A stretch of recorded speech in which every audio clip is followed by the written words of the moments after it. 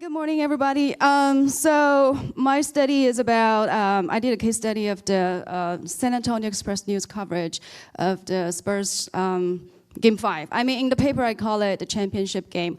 I know it's contestable, but for the purpose of my study, it just felt pretty intuitive. So that's how I called it in the paper.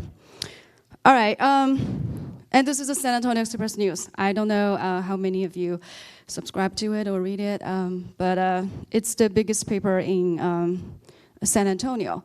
And also my study, you know, unlike the previous one, is very qualitative based. So I actually do not have a whole lot of numbers to report. And if you read my paper, there's a lot of narrative. So I guess I will just talk and maybe some analysis. All right, and let's see what's the next one. Oh, and that's it. So they have a print paper product, of course, and then they have a free website, which is myassay.com. So it's a free website, but they also have what they call a premium website, which you have to pay a fee in order to get access to. So that's San Antonio Express News. And this is sort of my research site, which is the newsroom. And I spent about 8 weeks there for a summer research grant project, and this is just part of the findings that I was able to get from that 8-week field research. All right, and then here is the moment when the beloved Spurs, I gather some people probably are from Dallas, so this might not ring very well for you, but I mean, Spurs are just really very much loved in San Antonio, and in 2014, they defeated Miami Heat to claim their 5th NBA title. So it's a huge deal in town. So why am I doing this? First of all, I really want to see how the real-time coverage was unfolded, you know, by a legacy media organization. San Antonio Express News has been around for over 100 years, and so how are they sort of like tapping to the new trend and get that done? And with that, I try to advance the concept of omnipresent journalism as sort of like maybe a new model to understand the operation of a legacy news organization. And I also want to explore the implications of such omnipresent journalism to, you know, the implications for journalism or news organization, especially newspaper industry in general. So that's sort of like my purpose. Okay, I'm gonna show you a little a video clip, and just so you get a sense, you know, what is going on that night. Let's see if it's gonna work.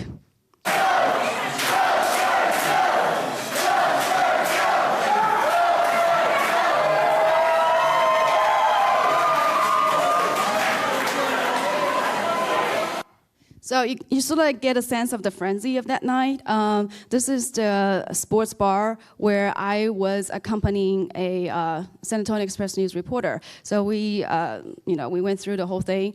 I was with her at the beginning and then a little bit afterwards. So most of the narrative is based on my observation of her work at that night. But afterwards, I also interviewed other people who also were involved in this operation. So the Spurs basically, you know, besides all the sports reporters who were at the arena, AT&T Center, they also sent a dozen reporters around the city to different various locations and to gather real-time fan reactions and then pull out what I call 3 rounds of news presentation. And it's not just for this particular reporter, it's for all the dozen reporters who were sent out across the city. So the first round was actually live tweets. So moment after the reporter arrived at the sports bar where she was assigned to, the first thing she did was pull out a phone and took a photo and tweet it. So that was her first tweet, but this was not the first tweet. This was one of the tweets, and she was taking a picture of a family, and they were all wearing sort of like the golden hats, sort of like leftover from Fiesta, and then, you know, just watching game, enjoying the game. So that was the first round.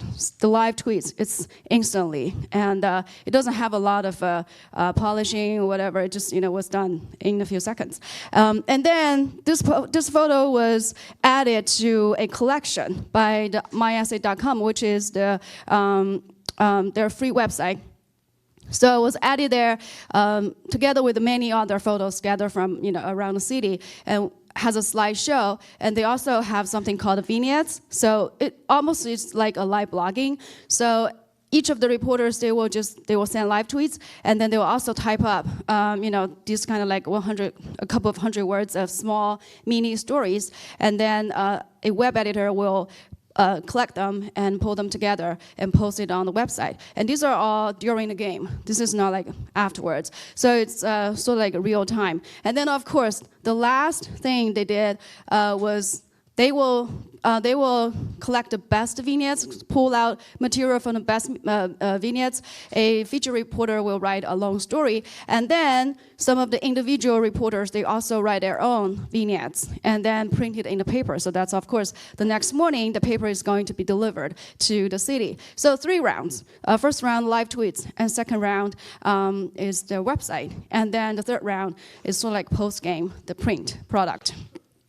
So here is an illustration of what omnipresent journalism is. So what does the 3 rounds, all together, they represent? First of all, they have, I think omnipresent journalism has 2 dimensions. That's how I sort of like advance this concept. It has a let me see if this is gonna work. Oh yeah, so it has a spatial dimension. Well, let's start with temporal dimension. So it really started at the very beginning of the event. So it's real time, and this is done by the live tweets. So live tweets would start from the very beginning of the event, and it will last, it will just continue.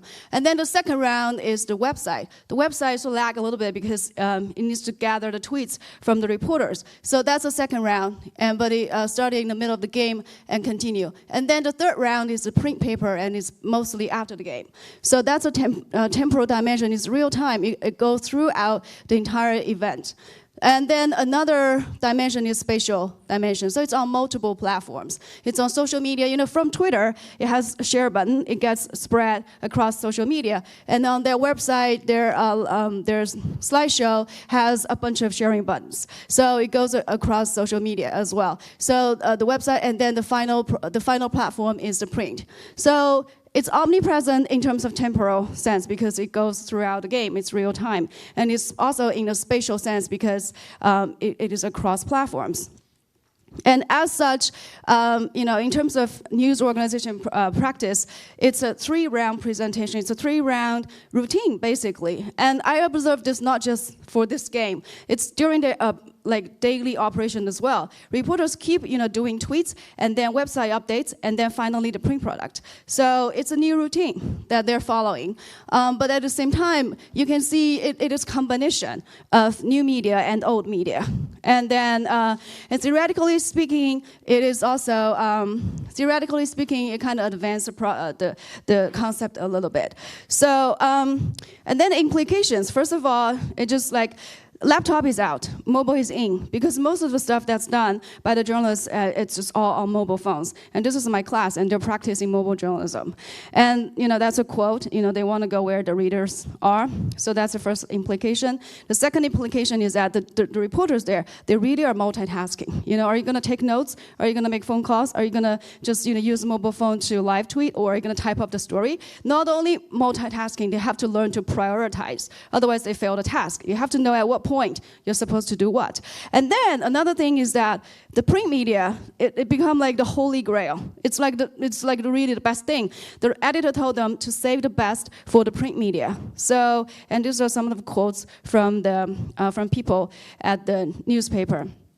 I was going to show you this, but I don't have time.